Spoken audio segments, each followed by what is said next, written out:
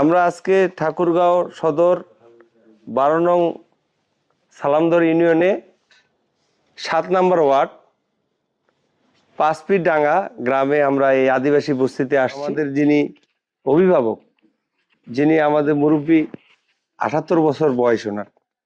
উনি দীর্ঘদিন এই দেশের জন্য, এই ঠাকুরগাঁয়ের জন্য, এই মাটির জন্য অনেক লড়াই সংগ্রাম করেছে। উনি করেছেন, ওনার পরিবার করেছে। জানেন আপনি মির্জা রুহুল আমিন চোখা মিয়া যার নাম, উনিও চেয়ারম্যান ছিলেন ঠাকুরগাঁয়ের। মির্জা ফখরুল ইসলাম আলমগীর ছাড়াও চেয়ারম্যান ছিলেন ঠাকুরগাঁয়ের। তার ছোট ভাই মির্জা ফয়সাল আমিন, উনিও ঠাকুরগাঁয়ের চেয়ারম্যান ছিলেন। তাহলে ওনারা দীর্ঘদিন থেকে ঠাকুরগাঁয়ের রাজনীতিটা করে।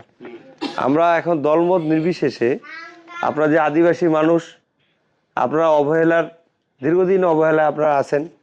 তা আমরা আশা করব যে আমাদের এখানকার যে রাস্তাটা আছে, তারপরে এখানে যে স্কুলটা আছে, এগুলাকে আমরা একটু সুন্দর করতে পারি কিনা, এই ধর্মশালা যেটা আছে এটাকে আমরা একটু সুন্দর করতে পারি কিনা।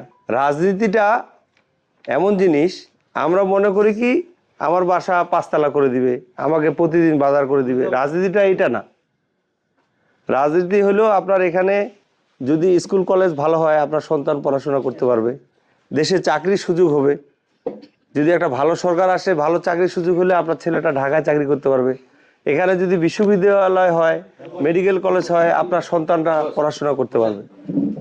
তো আমাদের এখানে এই সুযোগটা আছে। আমাদের এখানে টিভি খুললে কি নাকি দেখা যায়,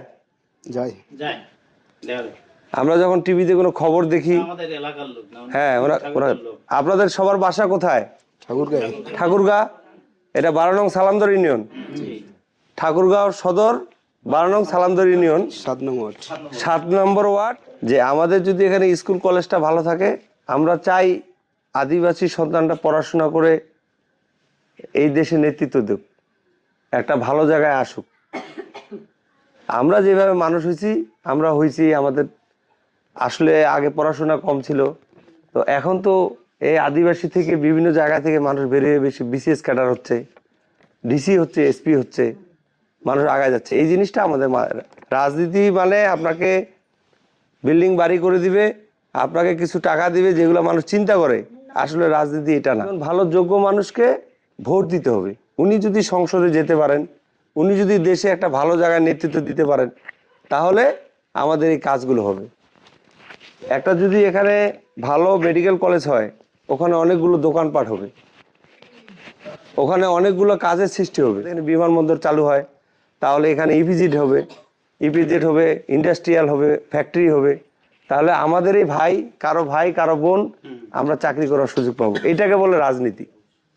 রাজনীতিতে একটা যোগ্য মানুষকে যদি আমরা নির্বাচন করতে ভুল করি, তাহলে সারা জীবন পস্তাতে হবে। আমি মনে করি যে দলমত নির্বিশেষে, যে দলই করেন, দলমত নির্বিশেষে আমরা আপনাদের কাছে আসছি এরকম একটা আহ্বান নিয়ে, যে এরকম একটি মানুষ আমাদের ঠাকুরগাঁয়ের সন্তান, আমরা আসলে গর্ববোধ করি।